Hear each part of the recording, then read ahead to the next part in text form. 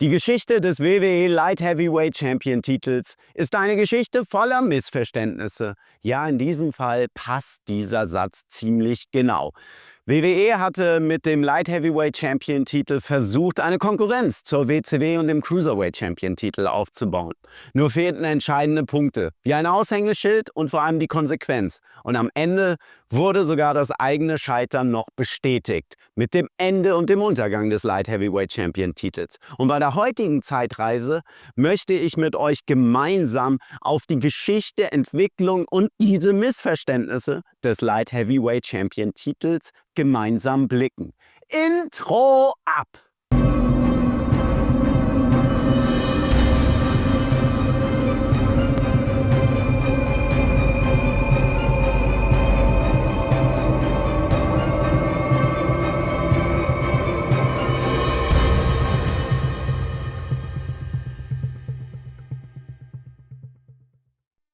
Grüße euch, schön, dass ihr da seid. Ich freue mich mit euch endlich wieder eine Zeitreise machen zu können, vor allem in die 90er Jahre. Und es geht um den Light Heavyweight Champion Titel. Wir werden gleich zu den ganzen Namen natürlich kommen. Es war echt die letzten Wochen anstrengend mit Krankheit, mit allem drum und dran. Und ich hatte dieses Thema eigentlich schon in Brasilien vorbereitet gehabt.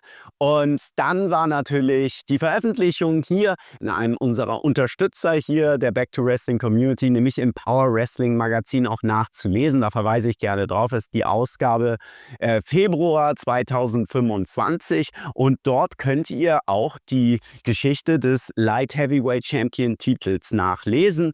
Und zwar, wartet, Sekunde, auf Seite 20 und 21 ist das Ganze und das dient hier natürlich auch so ein bisschen als die Grundlage des Ganzen. Hier hat der liebe Sebastian Hofmann eigentlich alles ausgearbeitet und so einen Überblick gegeben. Vor allem, wir kennen ja den Light Heavyweight Champion Titel so zu Beginn, beziehungsweise den Beginn ordnen wir einem Jahr 1997, was auch hier drin geschrieben wird, dass es ihn viel früher schon gab. So, und da will ich natürlich jetzt so ein paar Details ausarbeiten und deshalb habe ich wieder meinen digitalen Notizblock dabei, um das alles euch natürlich dann auch zu präsentieren, weil die Geschichte geht bis in die 80er Jahre zurück, dass es den WWE, damals WWF, klar, World Wrestling Federation, Light Heavyweight Champion Titel gab. Und um genau zu sein, 1981, im März war es. Der Titel wurde geschaffen durch eine Zusammenarbeit von der damaligen WWWF, World Wide Wrestling Federation, und der UWA, der Universal Wrestling Association in Mexiko. Das Interessante an dieser Zusammenarbeit ist, dass dieser Titel quasi von der WWWF, damals noch Besitzer Vince McMahon Sr., der Vater von Vincent Kennedy McMahon, der natürlich wahrscheinlich bei den meisten bekannter ist, dieser Titel quasi als Dankbarkeit und als Zeichen auch der Zusammenarbeit dieser beiden Ligen in Mexiko bei der Liga überlassen wurde. Entsprechend wurde dieser Titel natürlich auch in Mexiko hauptsächlich ausgefochten. In Japan hat er natürlich auch einige Titelmatches gehabt und logischerweise in Kalifornien. Jetzt fragen sich die meisten, warum denn Kalifornien?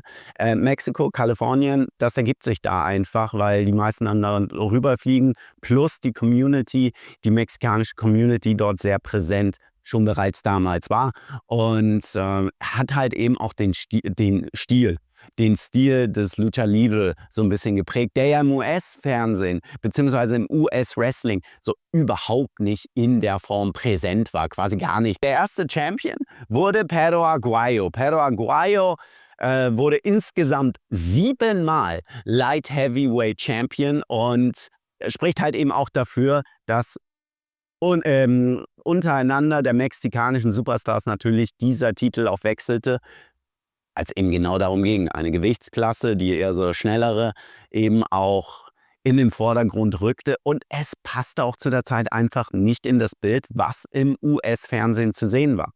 Gerade in den ersten Jahren, wenn wir reden, 81, wurde dieser Titel erschaffen und die World Wrestling Federation dann hatte ja den richtigen Umbruch 1984, als Hulk Hogan das erste Mal WWE-Champion eben wurde. Wer zum Beispiel auch noch Champion war, steht auch hier im Artikel der Power Wrestling drin, ein gewisser Pegasus Kid. Und Pegasus Kid kannte ich eigentlich hauptsächlich nur aus Japan, ist Chris Benoit. Und er hat auch den WWF Light Heavyweight Champion Titel zu der Zeit einmal gewonnen gehabt. Finde ich auch sehr interessant. Das war vom Zeitraum März 91 bis September 1992. Er war ja auch kurz danach bei der WCW schon mal zu sehen. Im Jahr 93, das eins der bekanntesten Matches, was ich sehr beeindruckend zu der Zeit damals auch fand, auch als ich es gesehen hatte, war, als Chris Benoit bei der WCW war, bei Super Brawl 3 gegen Too Cold Scorpio. Das war so ein Match, wo ich so, okay, was ist das denn? Was sind das für Leute? Too Cold Scorpio natürlich viel charismatischer, auch gerade zu der Zeit. Das ein Match, das ich euch zum Beispiel auch sehr ans Herz lege. Die UWA, sie schloss seine Schranken im Jahr 1995, was natürlich bedeutete, dass der Titel nicht mehr in Mexiko ausgefochten werden konnte, sondern der Titel ging nach Japan rüber und vor allem dort zu Michinoku Pro Wrestling. Und der Gründer von Michinoku Pro Wrestling war ein gewisser Great Sasuke. Und Sasuke ist auch entsprechend Champion geworden, dann im Jahr 1996. Der Great Sasuke hatte eine Zusammenarbeit auch mit New Japan Pro Wrestling, und diese Zusammenarbeit hat etwas sehr, sehr Großes eingeleitet, und das wollte ich jetzt auch sehr früh in diesen Zeitraum reinbringen, weil hiermit schließen wir jetzt auch gleich den ersten Teil der Geschichte des Light Heavyweight Titels ab, weil aus der Zusammenarbeit entstand die sogenannte J-Crown. Great Sasuke gewann den WWF Light Heavyweight Champion Titel, und nachdem er ihn verlor, gewann er ihn wieder im berühmten J-Crown Turnier. Und jetzt wird's interessant. Was ist das J-Crown Turnier? Ich glaube, einige haben davon schon gehört oder so berühmte Bilder gesehen. Es war ein Turnier, 8 Leute sind gegeneinander angetreten, und die möchte ich jetzt vorlesen. Es waren 8 Mittelgewichts-Champions, Cruiserweight-Champions, Light Heavyweight-Champions, wie ihr es nennen möchtet. Und in diesem Turnier der 8 Champions ging es darum, wer das Turnier gewinnt, gewinnt alle 8 Titel. Und das Titelturnier gestaltete sich folgendermaßen. Also es war unter anderem der British Commonwealth Junior Heavyweight Champion Titel dabei, getragen von Jushin Thunder Liger. Der IWGP Junior Heavyweight Champion Titel von Great Sasuke, den hat er gehalten von New Japan Pro Wrestling. Der NWA World Junior Heavyweight Champion, getragen von Masayoshi Motegi. Außerdem der NWA World Welterweight Champion Titel von Negro Casas getragen, der UWA World Junior Light Heavyweight Champion Titel, getragen vom bekannten Shinjiro Otani, auch der erste WCW Cruiserweight Champion, der diesen Titel gewonnen hat. Nein, es war nicht Dean Malenko war der zweite. Dann der War International Junior Heavyweight Champion Ultimo Dragon, der WWA World Junior Light Heavyweight Champion Gran Hamada und der WWF Light Heavyweight Champion El Samurai zu dem Zeitpunkt. Und diese haben das Turnier bestritten. Und am Ende gewann der Great Sasuke und wurde der erste J-Crown-Sieger. Das heißt, er hatte 8 Titel. Das sind so mit die berühmtesten Bilder einfach, dass er das gewann. Er gewann im Finale gegen Ultimo Dragon. Nach dem Finale hat er also, der Great Sasuke, Geschichte geschrieben, ist 8-facher Champion. Also etwas Einmaliges, was so geschaffen wurde, dass die ganzen Junior Heavyweights und Mittelgewichtler alle Titel quasi vereinten und damit diese J-Crown gehalten wurde. Und der Great Sasuke verlor 2 Monate später diese J-Crown an einen gewissen Ultimo Dragon. Ultimo Dragon, der ja auch Teil des Turniers war. Und das Interessante ist, der Ultimo Dragon regelmäßig bei der WCW angetreten ist. Und jetzt kommt diese Kontroverse ins Spiel. Weil Ultimo Dragon als 8-facher Titelträger eben auch in der WCW aufgetreten ist.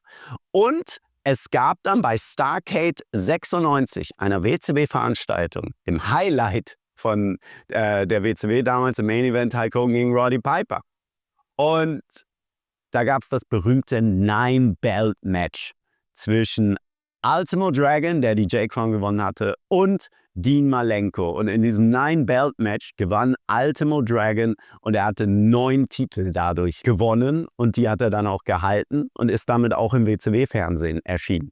Und damit könnt ihr euch ungefähr vorstellen, was das bedeutet, dass jemand mit einem WWE-Titel zu der Zeit im WCW-Fernsehen aufgetreten ist, wo ja der Konkurrenzkampf richtig heiß war. Und zu dem Zeitpunkt 96 hatte ja gerade die WCW endgültig so die Oberhand gewonnen gegen WWE damals. Und das hat natürlich dann etwas ausgelöst. So sensationell das natürlich war, dass Ultimo Dragon mit 9 Titeln dort aufgetaucht ist. Ultimo Dragon hatte nicht lange diese 9 Titel, nur die Kontroverse war natürlich angerichtet und am 4. Januar bei der Tokyo Dome Show gewann dann Jushin Thunder Liger die J-Crown. Jushin Thunder Liger verlor sie dann wieder an El Samurai und dann war Shinjiro Otani, der die J-Crown innehatte. Nur diese ganze Kontroverse unter anderem hat natürlich etwas ausgelöst, auch bei WWE damals, nämlich, dass der WWF, es war noch das WWF-Logo drauf, aber WWE wollte sein Gold wieder haben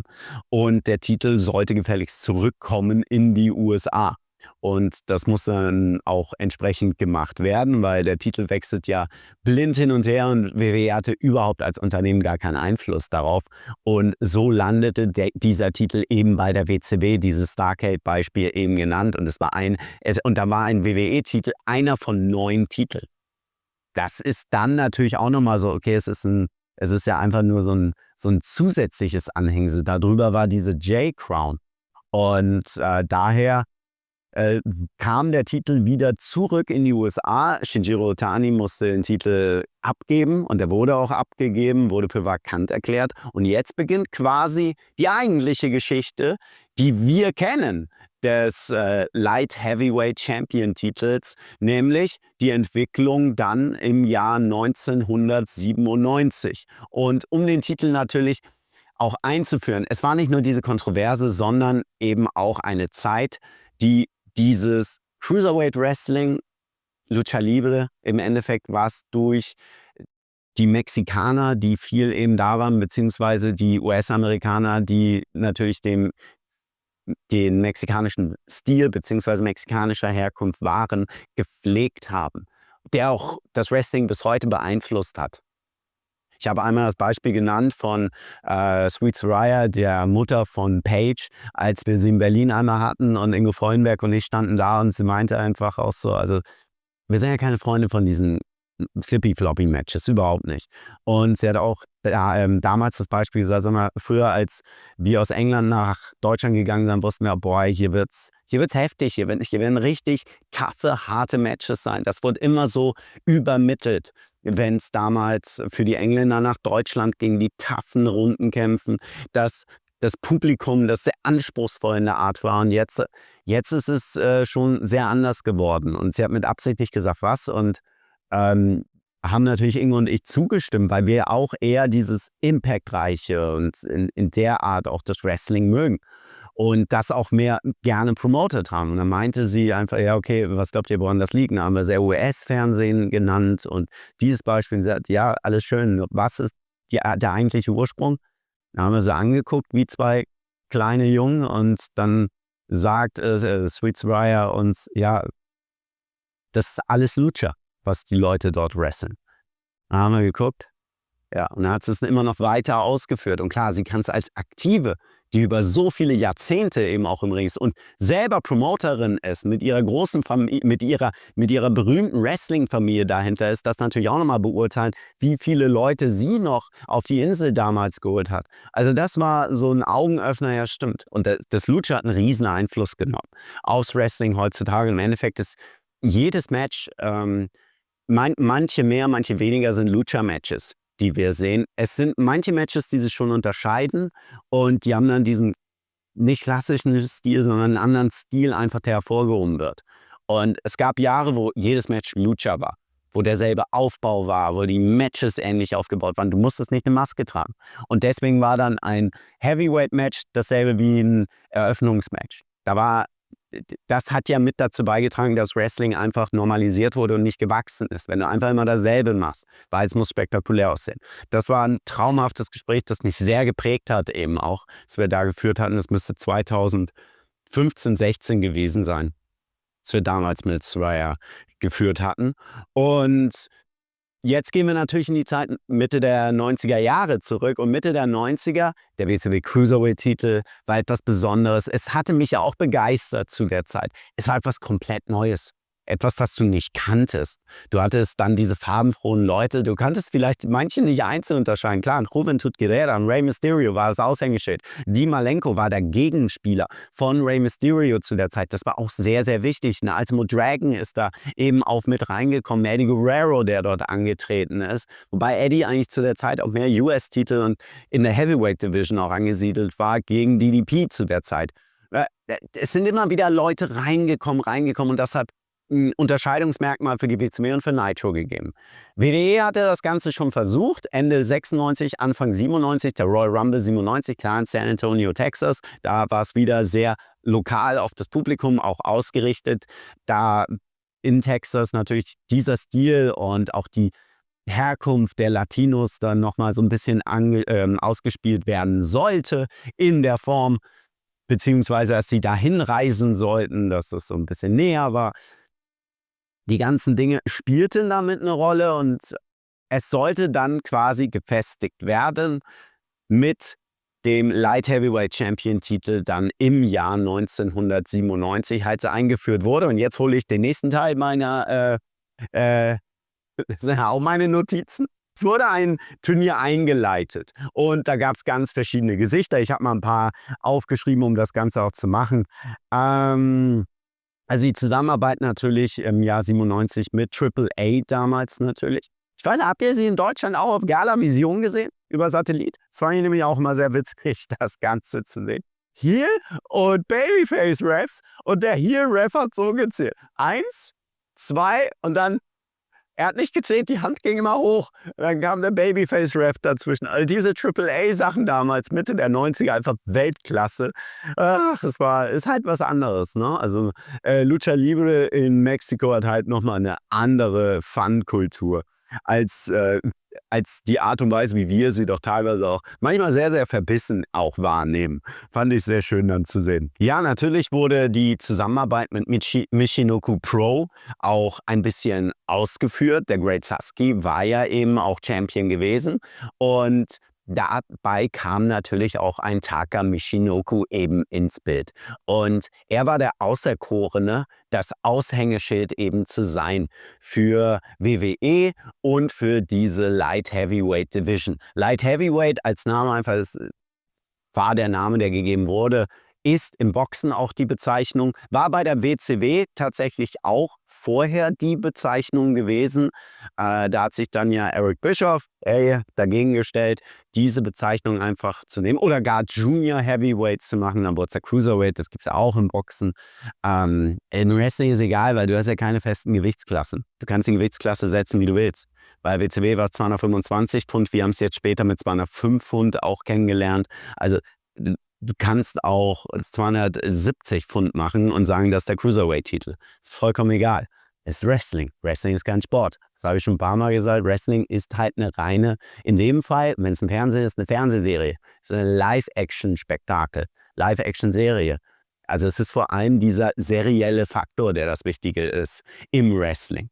Und der Wettkampf, der existiert ja nicht, sondern das Action-Spektakel, das gemacht wird und die Geschichte, die seriell erzählt wird. Und um den Titel brauchst du ja, um deine Geschichten zu erzählen. Darauf werden wir später zu sprechen kommen. Der Titel darf nicht Mittel zum Zweck sein. Natürlich zu Beginn musst du deine Charaktere ausrechnen. Und WWE ist natürlich immer ein bisschen anders als die WCW. Die WCW hatte den Cruiserweight-Titel eingeleitet durch dieses Turnierformat. Wenn du zweimal verlierst, bist du raus. Also andere Variante, WWE hat das klassische K.O.-Turnier dann gehabt. Und in dem K.O.-Turnier, das wollte ich ja jetzt sagen, also waren unter anderem ein gewisser Aguila, ein maskierter Essa Rios, Super Loco. Super Loco kennen wir auch aus den WCW-Zeiten, nämlich Super Crazy, Taka Michinoku, wie gesagt, Dangerous, Devon Storm, ein blonder Crowbar habe ich mir aufgeschrieben, Scott Taylor, Scotty Tuotti, Eric Shelley, Flanagan und Too Sexy. Das Turnier gewann am Ende Taka Michinoku gegen Too Sexy Brian Christopher, den Sohn von Jerry the King Lawler. Weitere Leute, die wir hatten, Scott Putski hatte ich mir noch aufgeschrieben. Und Scott Putski, der Sohn von Ivan Putski. Und bei ihm war es so, dass er leider sich bei In Your House Ground Zero schwer verletzte. Er sollte auch mit eine der, also zumindest Teil, ich will nicht sagen sollen, also natürlich Teil werden, der Light Heavyweight Division, verletzte sich bei In Your House so schwer. Und als er zurückkam, war er bei der WCW. Klar, die WCW war damals Nummer 1. Nur bei der WCW ist auch über den Status einen gewissen Status nicht hinweggekommen, sagen wir es so. Ich glaube, das bekannteste Match, das ich von Scott Putski kenne, ist, dass er bei Nitro gegen Goldberg besiegt wurde. Wir hatten jetzt Taka Michinoku als Champion, wir hatten Brian Christopher und das war es dann auch so. Natürlich hattest du Taka Michinoku groß aufgebaut, als er den Titel gewonnen hat und die Offiziellen übergeben ihn, diese Bilder, die geschaffen wurden. Das war schon etwas Besonderes und es hat dargestellt, hier wollen wir etwas Großes einfach schaffen. Der Gegenspieler, Brian Christopher, da wurde sehr hart auf die Charaktere natürlich, auf die Charakterschiene gegangen. Das, was WWE eben auch auszeichnet. Da war das Spektakel zwar eine, es muss halt dieser harte Gegenpart auch existieren. Und das hattest du mit Brian Christopher einfach versucht dort zu machen. Inwiefern es funktioniert hat? Weniger. Das wissen wir einfach jetzt im Nachgang erst zu sagen. Die Auseinandersetzung Taka Michinoku und Brian Christopher hat nie so richtig geflutscht. Und das war das Problem. So sehr du mit Taka Michinoku, mit Taka hast du ja jemanden gehabt, der im Ring was Neues wiedergebracht hat. Ne? Es war immer so, okay, ich schalte mal 2 Sender weiter zur WCW und sehe dort einen Rey Mysterio, Juventud Guerrera. Da war die Quantität so hoch. Und du hattest dort schon die Emotionalisierung zu den Charakteren geschafft, einfach weil sie vorher schon da waren und dann hattest du sie unterschieden. Und das hattest du hier nicht. Das fehlte komplett. Es gab natürlich noch, es gibt diese berühmte Kontroverse, die ich ansprechen möchte, dass Great Sasuke gesagt hat, also einfach in japanischen Medien gesagt habe, dass er der erste Champion werden solle und deshalb hat er das Turnier nicht gewonnen. Er war ja vorher Champion und er hat dann gesagt, er würde den Titel nur in Japan verteidigen. Und deshalb hat er nie diese Wiedereinführung des Titels gewonnen. Da hat Bruce Pritchard sich auch relativ klar geäußert. Es gibt Arten, wo man bei Bruce Pritchard auch sieht, wenn er wirklich deutlich sagt, das ist Müll. Und wenn er so drumherum redet, kannst du sagen, okay, vielleicht ist ein wahrer Kern, aber das war wirklich klar so, nein. Taka Michinoku, es war ja auch klar, alles vom ersten Tag an darauf ausgerichtet, Taka Michinoku wird unser Aushängeschild dieser Light Heavyweight Division. Und jetzt hast du gemerkt, es klickt nicht so richtig. Es flutscht nicht, wie es soll. Und was wurde gemacht? Jetzt wurde Sunny mit ins Boot geworfen. Sunny war natürlich, wie hieß es damals so schön, Most Downloaded Personality bei AOL, also die meist gedownloadete Persönlichkeit bei AOL damals. Ich hatte auch damals AOL, möchte ich sagen. Das auch nochmal zu bringen. Und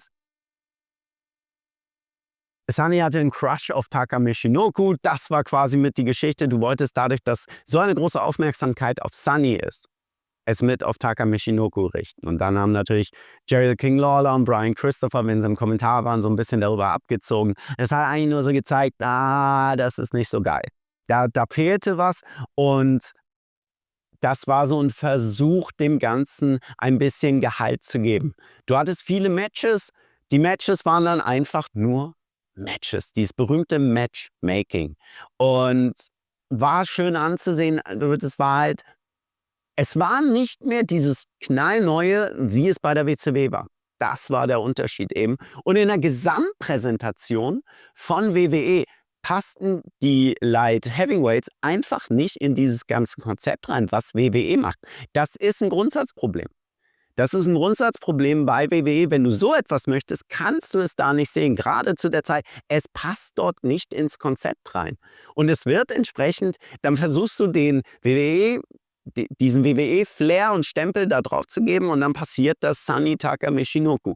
Also war es einfach nicht. War es nicht, funktionierte nicht. Zu der Zeit hatte WWE ja auch experimentiert, die Kleinwüchsigen, das Midget Wrestling auch zu zeigen. Da war auch Sunny ein Teil davon. Aber auch das war, ich meine, Wrestling ist ein Wanderzirkus, ja. Und da siehst du halt auch so extreme Dinge und abgefahrene Dinge wie in einem Zirkus. Nur es funktionierte nicht im Rahmen von WWE, auch weil der Zuschauer so eben aufgewachsen ist, was er sieht, was in diesem Programm zu sehen ist.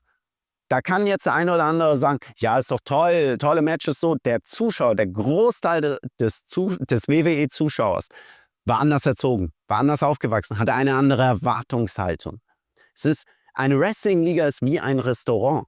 Und wenn ihr die ganze Zeit in einem Restaurant seid, wo es immer nur italienisches Essen gibt. Ich nenne jetzt einmal italienisches Essen und so eine italienische Speisekarte dort gemacht wird. Und dann, ja, wir müssen mal auch, weil draußen werden ja auch Burger und Pommes und weiß ich nicht, gegessen und dann wird das mit auf die Karte gesetzt oder so etwas. Das funktioniert nicht. Die Gäste, die zu diesem Restaurant kommen und es gewohnt sind, sagen, wenn ich diesen Burger will, das kann ich doch da drüben, dafür komme ich nicht her.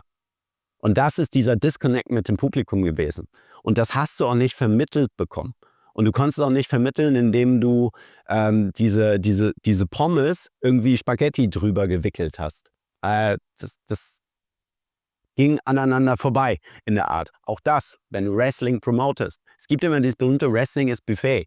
Kenn deinen Zuschauer. Mach nicht Buffet, bevor du deinen Zuschauer kennst. Wenn dein Zuschauer nur GCW sehen will, dann machst du nur GCW Wrestling. Dann fängst du nicht an, da machst du nicht irgendwas anderes. Da musst du schon genau wissen, wen hast du dir als Zuschauer dann eingeholt. Wenn wir früher im Club gearbeitet haben, ich betrachte das ja auch wie ein Club. Das ist für mich das ist in der Öffentlichkeit, der Club stand früher auch in der Öffentlichkeit, aber das ist eine Einlasstür. Dieser Bildschirm ist eine Einlasstür. Und ich lasse die Leute rein, von denen ich weiß, dass sie solche Themen mögen und das Ganze auch so mit aufnehmen möchten. Und das ist dann unsere Community. Und wenn einer sich innerhalb, hier drinnen, in meinem Wohnzimmer, wenn ich euch reingelassen habe, in meinem Club, sich daneben in einem rumschreit oder sonst irgendwas macht oder Bot schreibt oder sonst, schmeiße ich den raus.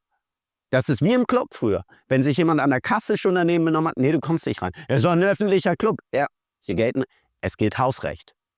Ist auch YouTube öffentlich, du kannst überall hin. Auf meinem Kanal gilt Hausrecht. Und du musst deinen Zuschauer kennen. Und ich habe jetzt ungefähr ein Bild, was ihr ungefähr sehen möchtet, was euch interessiert und das versuche ich euch zu geben. Hab Partner wie die Power Wrestling dabei. Und darauf richte ich das aus, was ich mache. Vielleicht greife ich mal daneben, wie mit meinem Schrank, den ich ausräume. Das war nicht clever. Toll. Da habe ich euch so weit eingeladen, wie ich konnte. Jetzt zu Hause, wenn ihr sagt, okay, wir wollen eine Party feiern und nicht sehen, wie du einen Schrank einräumst, verstehe ich. Das ist was anderes.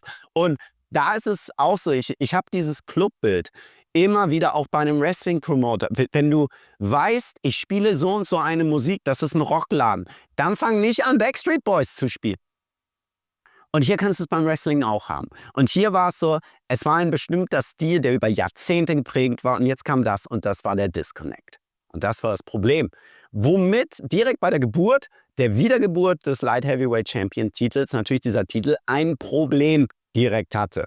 Und das ist nicht nur auf Namen dann beschränkt gewesen. Kurz nach WrestleMania 14 war es dann so, dass Taka Michinoku so ein bisschen etabliert wurde außerhalb der Light Heavyweight Division, was sehr interessant war. Er war unter anderem mit Bradshaw zu sehen. Ich fand die Verbindung, dieses Odd Couple fand ich tatsächlich sehr interessant.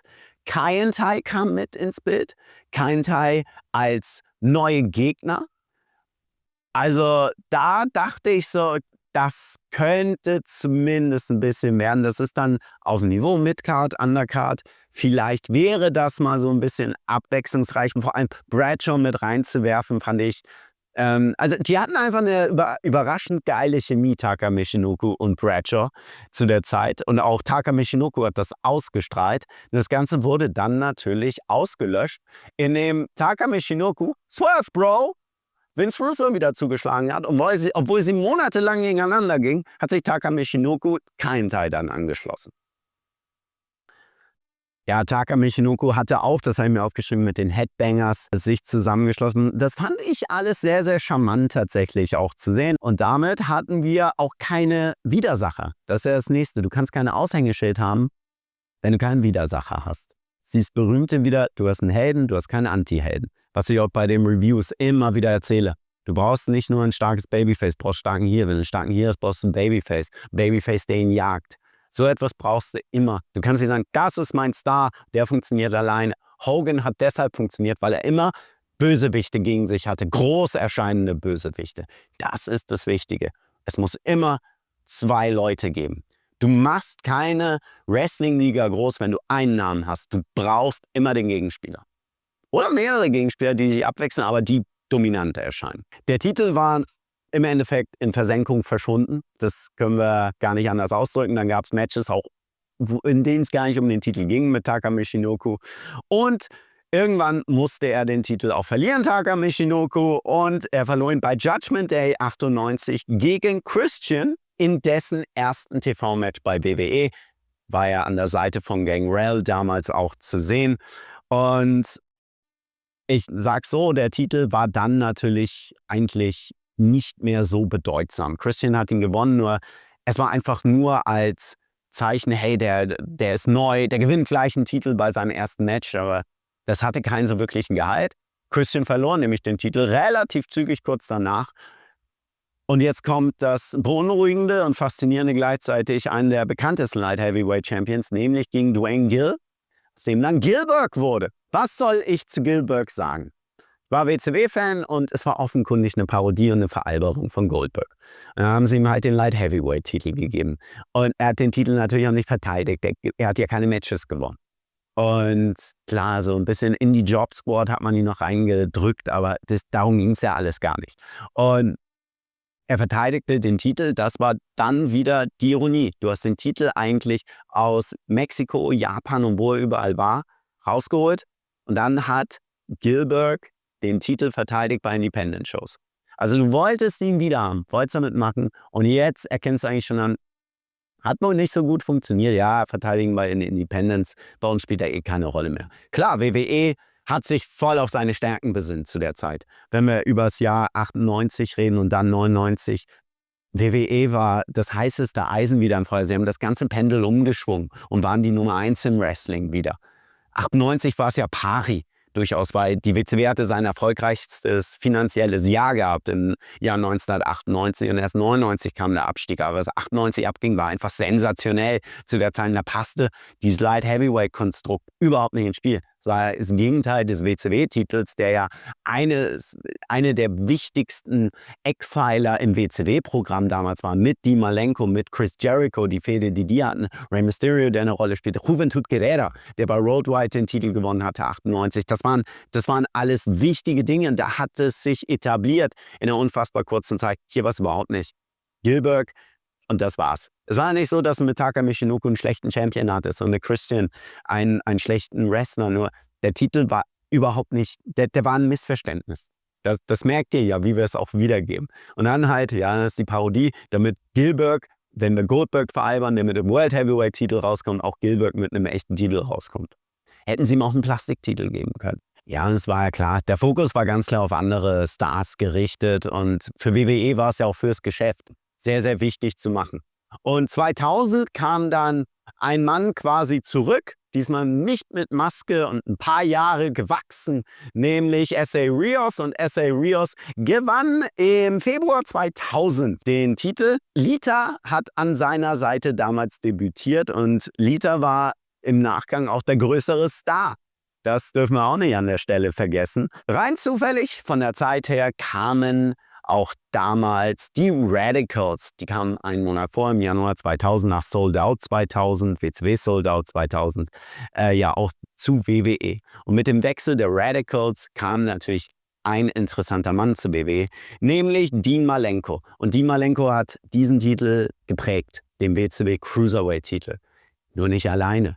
Er hatte seine Gegenspieler. Er hatte Gegenspieler Rey Mysterio gehabt, er hatte Eddie Guerrero gehabt, er hatte, ich weiß gar nicht, die Ultimo Dragon bei Starrcade gehabt. Da gab es ja, also die Reaktion für Dean Malenko da bei Starrcade 96, schaut euch dieses Match an. Einfach geil, war geil. Ja, er war da. Und jetzt wusstest du, okay, dem kannst du zumindest einen Titel geben. Vielleicht wird das ja irgendwas. Es hat nicht lange gedauert. Da gewann Dean Malenko den Titel. Und eine der für mich überraschendsten, größten und bekanntesten Fäden, die daraus entstanden sind, war die gegen Scotty 2 Hotty Anfang des Jahres 2000. Das habe ich auch beim Binge-Watchen des Jahres 2000. Das Video könnt ihr ja hier auch auf dem Channel nochmal sehen, wo ich das Jahr 2000 nochmal Revue passieren lasse, nachdem ich es gebingewatcht habe. Das hatte mich damals schon sehr positiv begeistert. Und auch im Nachgang dachte ich, ja, das ist geil. Mit Scotty 2 Hotty, geil. Vielleicht kann da was sein. Und dann wechselte der Titel hin und her. Und dann war es auch schon wieder geschehen. Und Dean Malenko kam einfach nur mit dem Titel raus. Und der Titel verschwand so ein bisschen. Verschwand in Hausshows, in die B-Shows, in Heat. Heat war ja nicht mehr so wie 1998 wirklich auf nicht. Es war schon sehr nah am Raw-Niveau dran. Dadurch, dass SmackDown kam, verlor Heat sehr an Bedeutung, auch wenn immer wieder auch wichtige Dinge Heat gegeben wurden. Sunday Night Heat. Und so war inzwischen der Titel nicht mehr sehr bedeutsam und die Ironie natürlich, er hatte Titelverteidigung gegen Leute wie Perry Saturn, Just Joe, Joey Legend. Beide keine Light Heavyweights, sondern Heavyweights.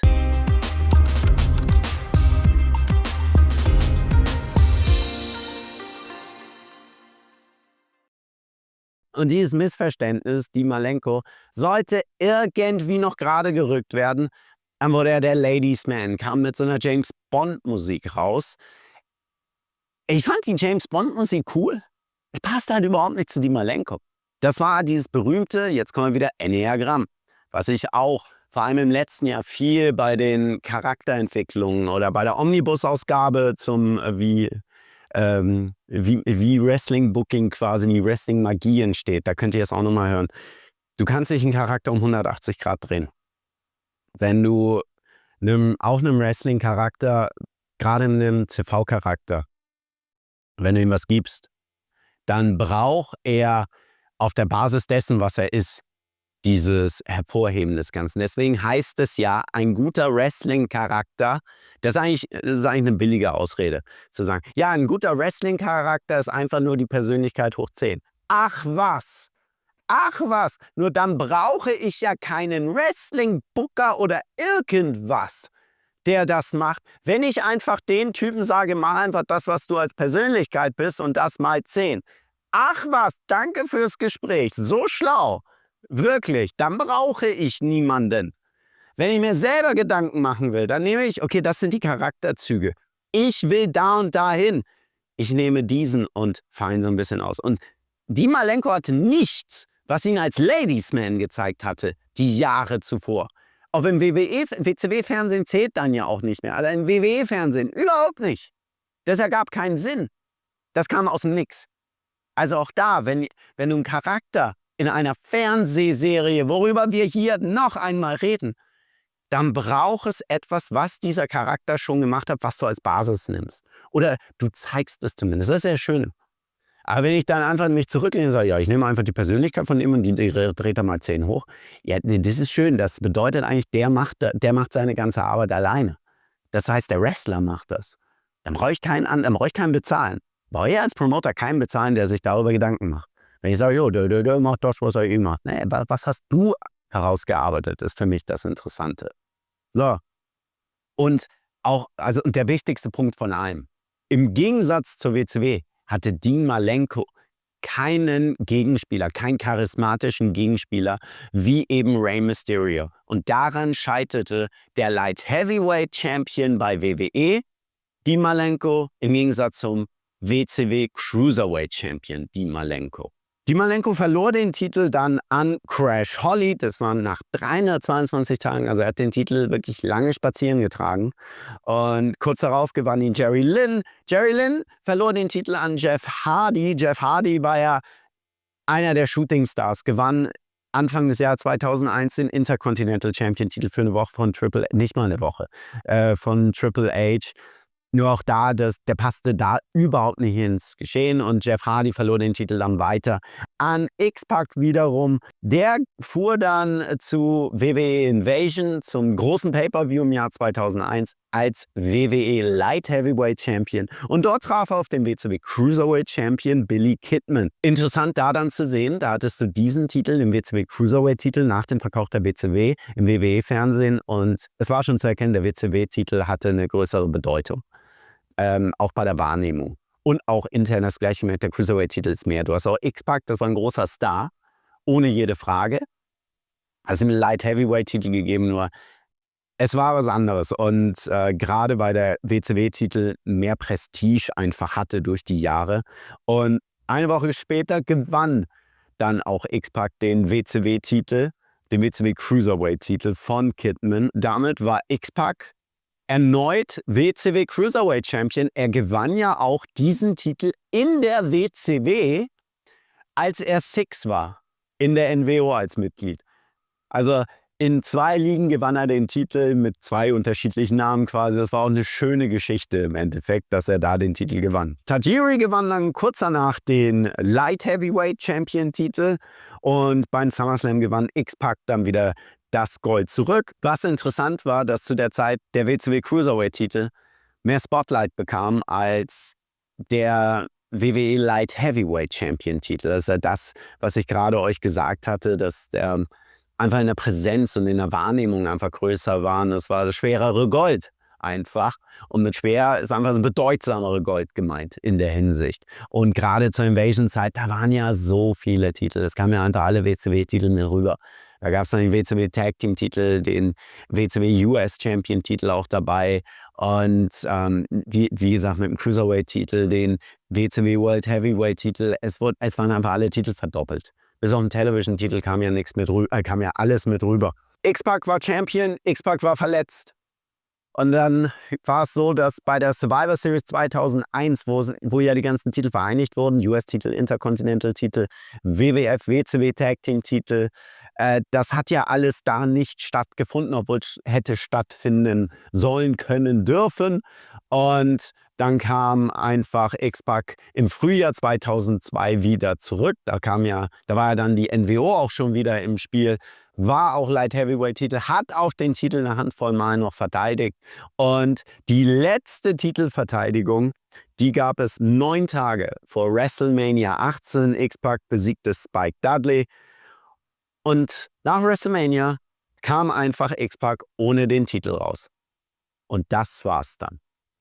Damit war der WCW Cruiserweight-Titel der letzte Junior Heavyweight, Mittelgewichtstitel, wie ihr wollt, bei WWE.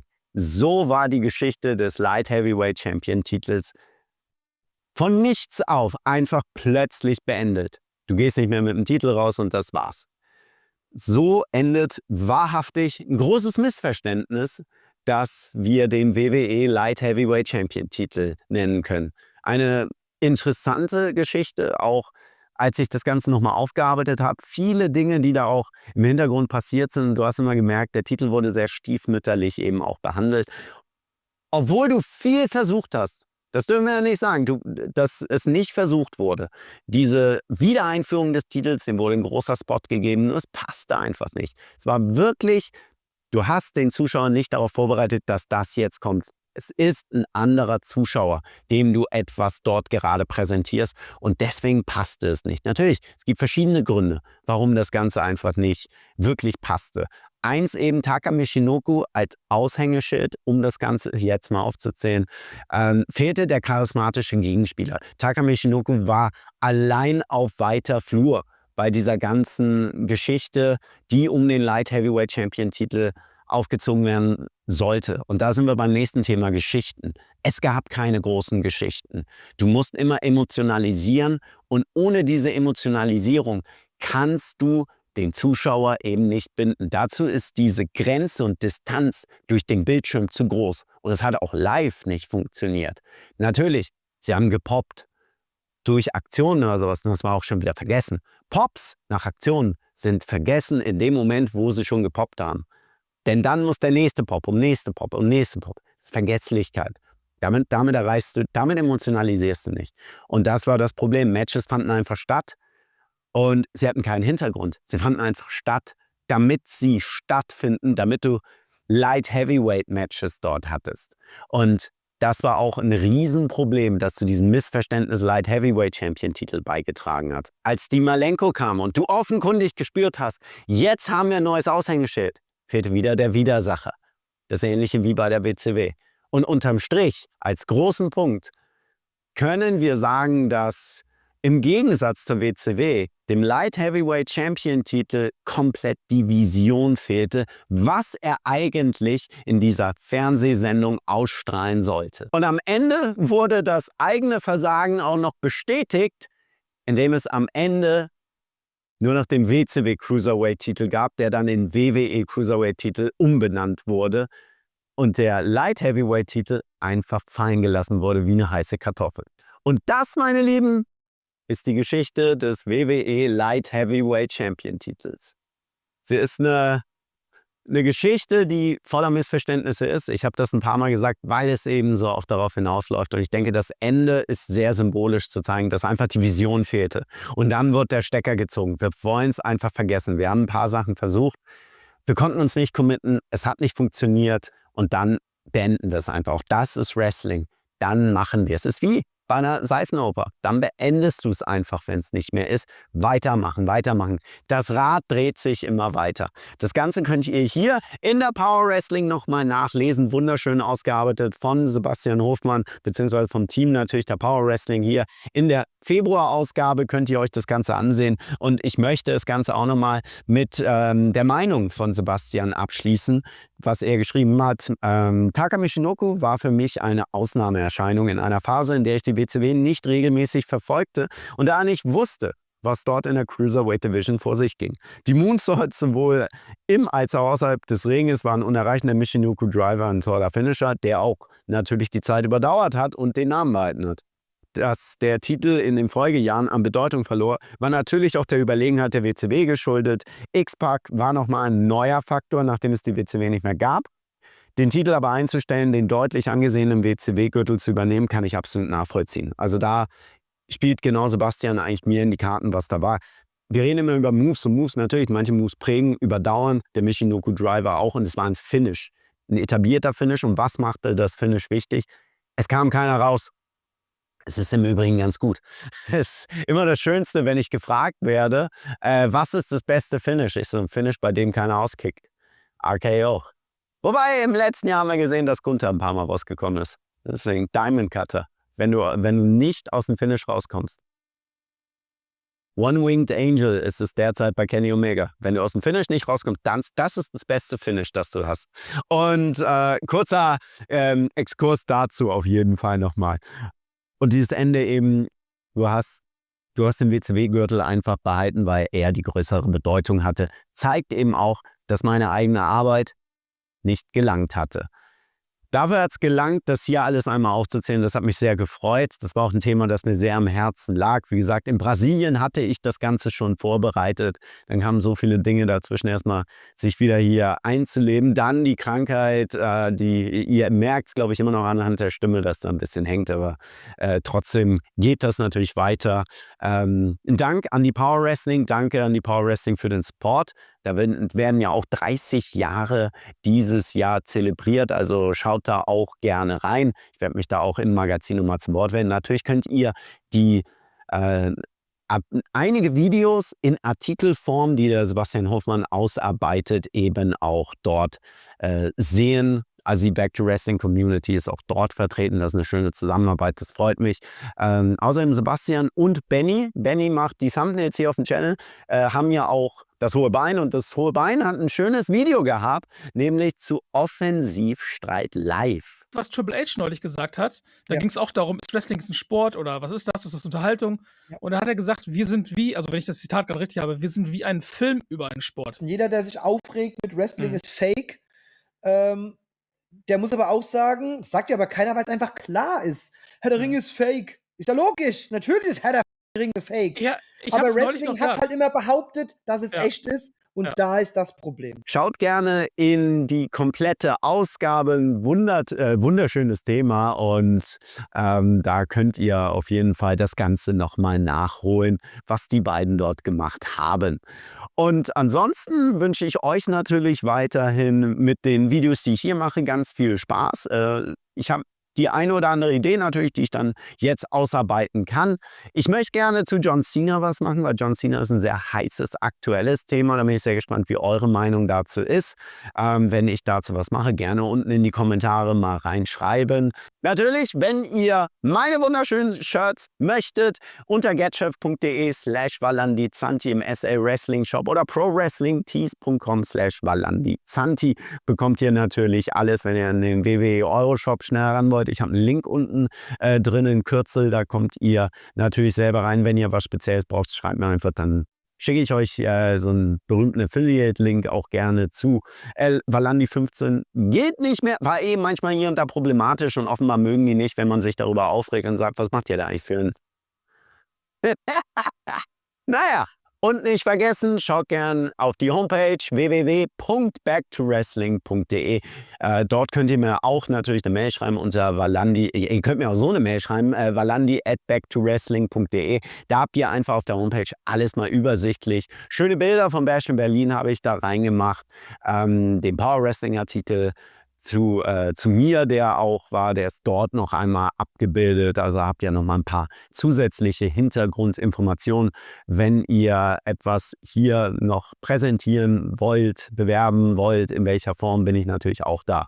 Immer gerne für Kooperationen, wie wir es mit dem Hohen Bein ja auch unter anderem machen, da gerne bereit, um das Back-to-Wrestling-Kompetenzteam natürlich noch weiter zu erweitern. Ansonsten wünsche ich euch natürlich eine schöne Wrestling-Woche. Bis zum nächsten Mal. Tschüss.